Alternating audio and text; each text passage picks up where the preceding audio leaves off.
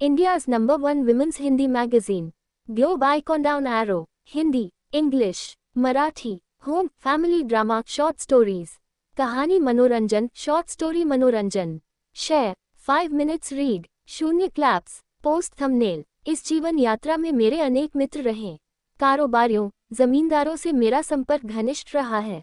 अक्सर मैंने उन्हें दयनीय और असहाय पाया है.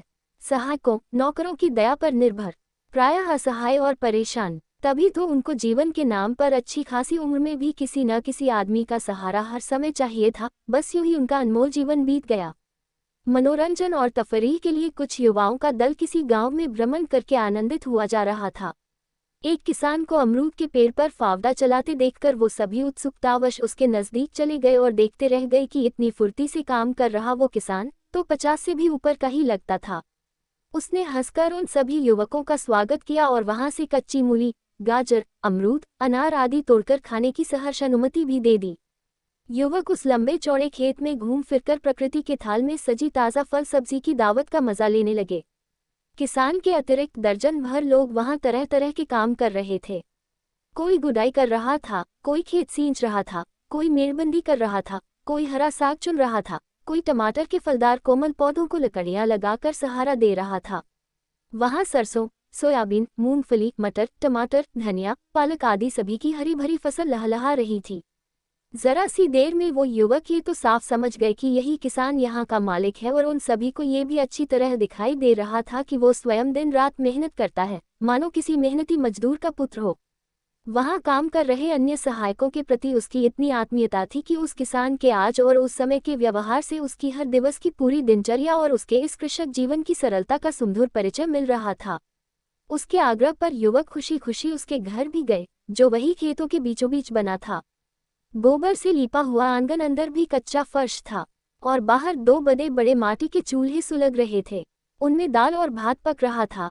अरहर, मूंग, मसूर की दाल से पकने की खुशबू किसी भूख पैदा करने वाले जादू का काम रही थी.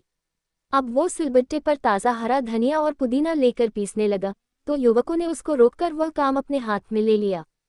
सबने ही बारी बारी से पुदीना और धनिया पीसने का मज़ेदार काम किया. पीसते समय जब धनिये, पुदीने का रस कभी कभी उनकी आंख या चेहरे पर उछलकर लग जाता तो वो आनंद से भर उठते. ये भी पढ़ें, कंपटीशन जरूरी है लेकिन try to do healthy competition. सुनो, अब बीच में 1-2 हरी मिर्च भी कूट लो, पर आंख बचाना.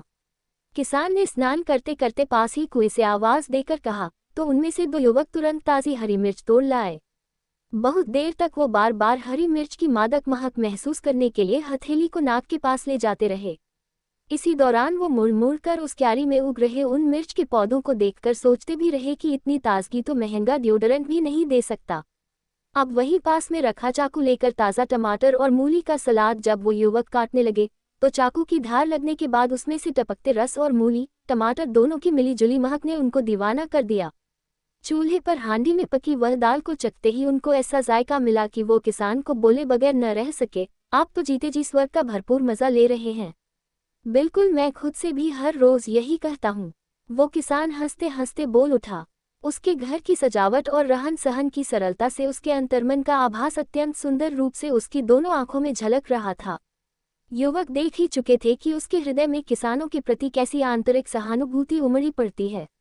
धरती माता भी ऐसे बच्चों को कितना प्यार देती होगी. एक युवक नीम की छांव में लगी खाट पर बैठकर बोला. अब सबको वापस लौटना था.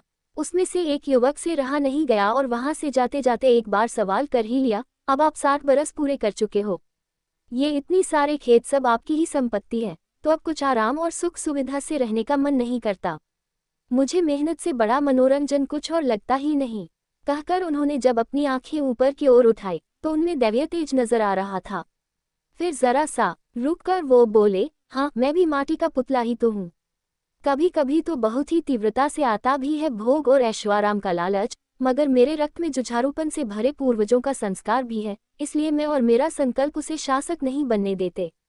वो सभी उसको कौतूहल से देख सुन रहे थे. बस एक यही बात नहीं, इसके अलावा और भी कारण हैं. इस जीवन यात्रा में मेरे अनेक मित्र रहे. कारोबारियों, जमींदारों से मेरा संपर्क घनिष्ठ रहा है. अक्सर मैंने उन्हें दयनीय और असहाय पाया है. सहायकों, नौकरों की दया पर निर्भर, प्रायः असहाय और परेशान. तभी तो उनको जीवन के नाम पर अच्छी खासी उम्र में भी किसी न किसी आदमी का सहारा हर समय चाहिए था। बस यूं ही उनका अनमोल जीवन बीत गया। मगर जानते हो, उनके ही घर पर काम करने वाले नौकर चाकर उनकी हालत देखकर जागृत थे। ये भी पढ़ें, दिल की बात क्या आपने कभी पेंटिंग की है? दिल की बात क्या आपने कभी पेंटिंग की है? सब खुली छूट थी, पर कोई आलसी या लापरवाह नहीं था। वो सब नौकर 90 से ऊपर दुनिया को जीकर गए। वो बस अपनी बात कह ही सके थे कि फिर एक सवाल उनकी तरफ उछल कर आया कि आप इतने सजग हैं, पर यहाँ गांव में ही रहकर आपकी कोई पहचान नहीं बन सकेगी। आप इतना अच्छा उदाहरण हैं, पर आपको कोई सम्मान या नाम यहाँ रहकर कैसे मिलेगा? ये सुनकर वो हौले से हंसे, फिर तुरंत गंभीर होकर बोले, आप लोगों के दिलों में रहना, नई पीढ़ी के संग रहना सबसे बड़ा पुरस्कार है। और फिर किसी सवाल का मतलब ही नहीं रह गया था। शहर में अपने बसेरे की तरफ प्रस्थान करते युवक आज के अपने देहात भ्रमण को किसी कार्यशाला से कम नहीं समझ रहे थे।